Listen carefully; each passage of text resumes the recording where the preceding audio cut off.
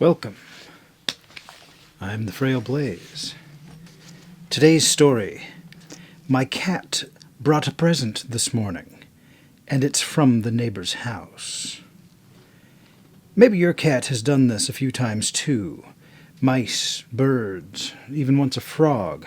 They say it's a way of showing affection, although I hate having to be woken up with a dead animal on my doorstep.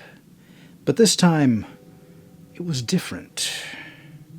Mr. Muffin was meowing incessantly at the front door, holding something strange in his mouth. I approached somewhat confused. It seemed to be some sort of, a necklace. It was definitely jewelry. "Where'd you get this, buddy?" I asked, as he purred, rubbing against my leg. I kept the object at home, thinking the owner might show up. But anyway, it's really funny. I've seen cases of trained birds stealing money, rats doing the same. But this coming from a cat was new. I went to work and ended up forgetting about the necklace. But upon returning, I saw my neighbor, Mrs. Grant, watering her flowers in the backyard while chatting with another neighbor, Larry. She was a long-time resident of that street, but lately she'd been acting a bit strange. Some gossip said that she was very ill. Others said that she'd simply had something happen to a relative.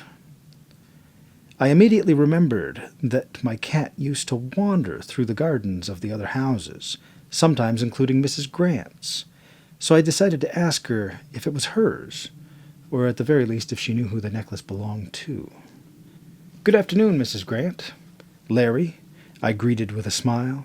"Sorry to bother you, but I wanted to ask if by any chance this necklace—" I took the object out of my pocket to show her.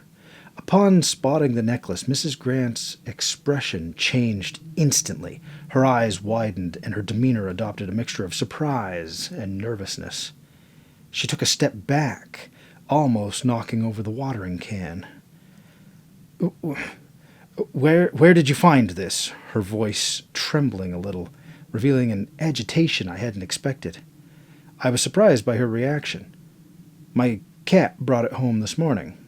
"My cat brought it home this morning," I explained, watching her closely. Mrs. Grant took a deep breath, visibly trying to compose herself. "Oh, yes, I lost that necklace a few days ago. Thank you for bringing it back," she replied, reaching out to take it. "Please, dear, don't let your animal roam around my yard." Her response was strange, but I decided not to press further. I handed her the necklace and apologized for any inconvenience caused. As she walked away, I turned to Larry, who was watching the scene with a curious expression. "Man, that was weird," I commented. "Yeah," Larry said. "I was talking to her before, and I don't know, there was just something off. She told me she hasn't been feeling too well lately, but she seemed more nervous than usual," Larry replied, scratching his head. I went back home, still puzzled by it all, and went looking for Mr. Muffin to keep him, for the time being at least, indoors. Much to my surprise, when I went looking for him, I found that he had already left. I started calling out for him outside around our fence, shaking his food bowl, but there was no sign of him. I was almost starting to get desperate when I saw his silhouette jump over the wall, precisely the wall of Mrs. Grant's house. His slender, dancing silhouette appeared, and in his mouth a new object, a golden ring with a sparkling gemstone. No way. Was my cat a thief? Had I been raising a jewel thief all this time? I grabbed the ring and scolded him. "Stop that. Bad, bad." When I did that, he jumped, meowing, back into Mrs. Grant's yard again. Darn it.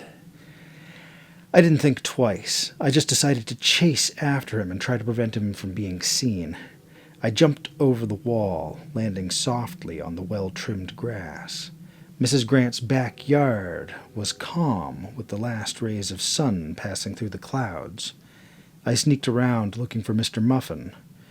There he was, digging something in the dirt.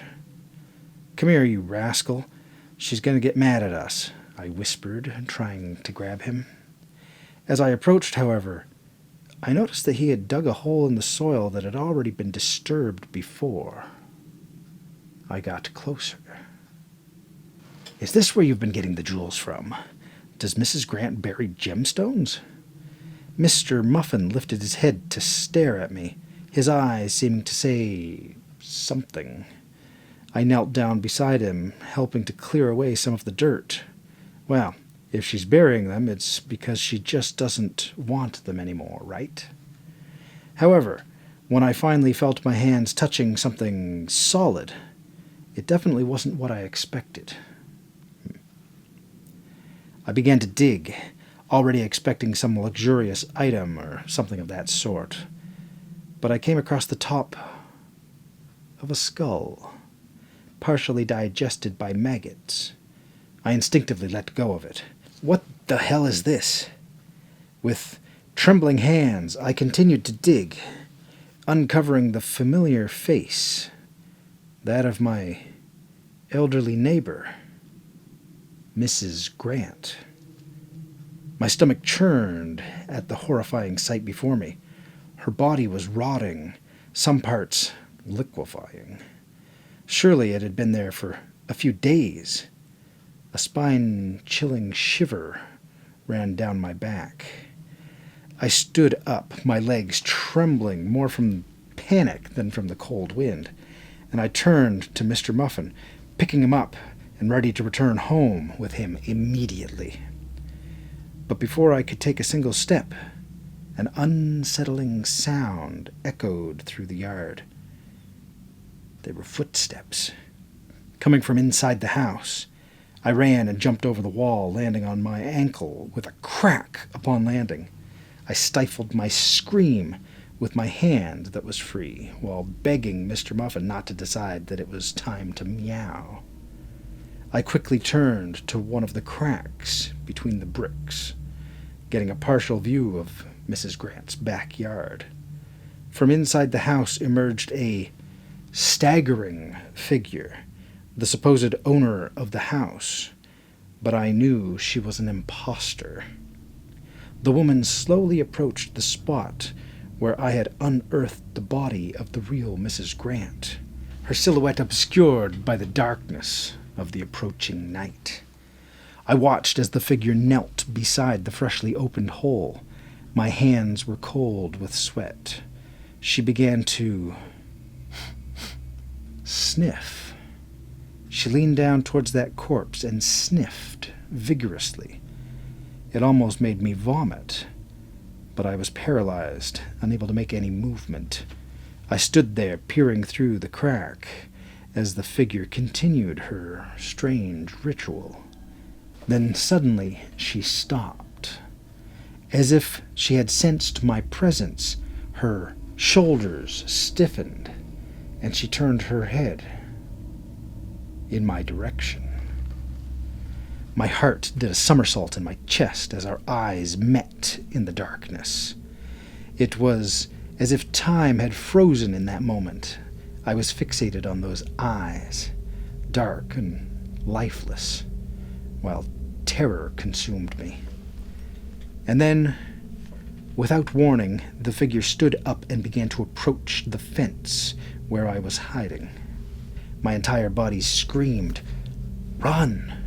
Flee from here as fast as possible." But my legs felt like they were made out of lead. With a superhuman effort, I finally managed to move and run away from there, holding Mr. Muffin as tightly in my arms as I can. I could hear the footsteps of the figure approaching, heavy on the grass, echoing in the silent night. I arrived home, locking the door behind me without looking back, and collapsing, over my injured foot. I couldn't bear the pain and had to go to the doctor to have my foot wrapped, and I made sure to lock Mr. Muffin securely inside the house. I also reported the incident to the police, indicating that I had found a body in my neighbor's yard. However, they returned from the hospital saying there was nothing, and that Mrs. Grant even complained about me and my cat, warning not to let him go out any more. After a short stay in the hospital, I came home, still with a broken foot. The nurses helped me inside, and for now I'm on the bottom floor of the house, unable to access the stairs. Everything was fine tonight, with Mr. Muffin on my lap, when he suddenly jumped, skittish, scratching me a little bit. He ran bent over to the door, and after a few seconds, he growled. Less than 5 seconds later, I hear the doorbell ring. I stood still, in silence, hearing nothing but my accelerated heart rate. Another ring. "Darling," Mrs. Grant's voice sounded muffled through the door. "I heard you got hurt. I brought some soup for you." It's been 10 minutes since she arrived. Gradually, her voice has become strange, to the point that now I hear a hoarse voice calling my name. I've texted Larry, but he hasn't responded. And honestly, I don't even know if the police would come here for an old lady wanting to give me soup. But I'm calling them anyway. I just wish that I had kept my cat inside that day.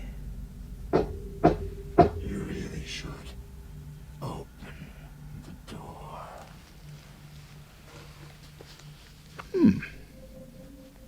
Interesting story. What do you think Mrs. Grant, or whatever was posing as her, was in that story? Let me know in the comments. Interesting. Anyway, if you know of any stories, or have any of your own that you'd like me to read, please contact me in the comments, or email me. But I do hope that you'll join me in the future for more Frail Blaze tales.